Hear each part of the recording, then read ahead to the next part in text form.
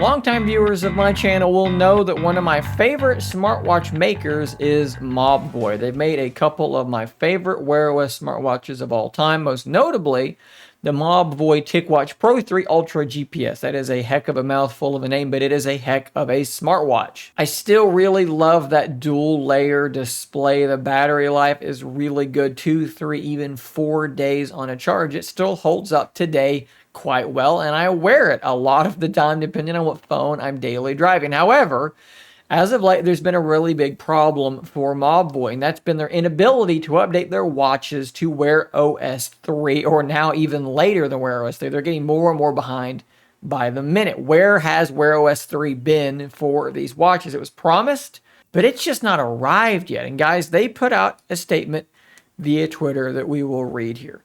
Dear TicWatch users, we sincerely acknowledge your concerns and understand that you may be disappointed by the fact that our TicWatch Pro 3 Ultra, TicWatch Pro 3, and TicWatch E3, I literally have 2 of those 3 watches, have not yet been upgraded to Wear OS 3. And they apologize for this having happened, and then they give a reason why.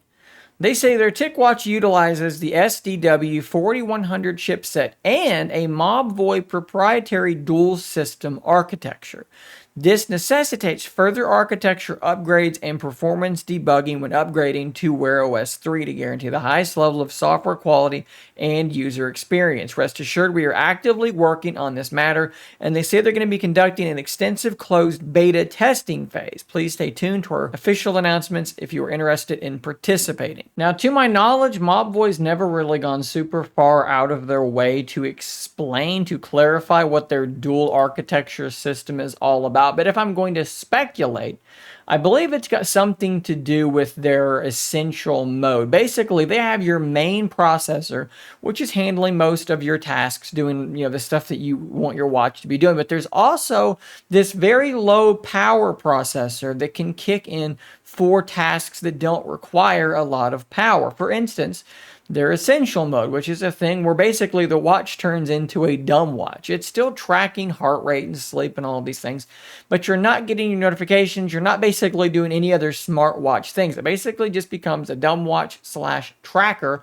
But by doing this, the thing can last like 45 days or something insane like that. Mine is scheduled to go into essential mode when I'm sleeping. You can schedule it by, time of day, goes into and comes out of it at that time. It's like a big deal for Mobvoi. It's one of their selling features. Essential mode can extend your battery life by quite a bit. And if you do schedule it, you can extend your normal battery life when you're asleep. You don't need those features anyways. It's basically like a do not disturb mode, but like maxed out. One of my favorite things about these watches, and there seems to be something about that architecture, the way that they've built their watches, that has made Wear OS 3 more difficult to get properly up and running. Of course, there's been reporting, leaks about the Mobvoi TicWatch Pro 5, which they're skipping the number 4, so they're going from 3 to 5, and it doesn't appear as though that watch is going to be using that dual architecture setup, and that's probably because they have found it to be more trouble than it's worth. If it's giving them this much issue getting Wear OS 3 and beyond running on this architecture,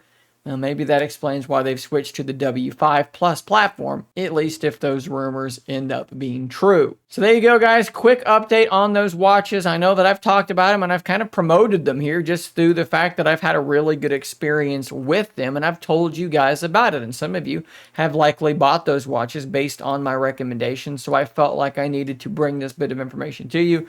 Wear OS 3 should be a pretty big upgrade and they are still working on it, but this is why it has been going slower than expected. If you want more content just like this, hit that subscribe button before you go. I'll see you on the next one.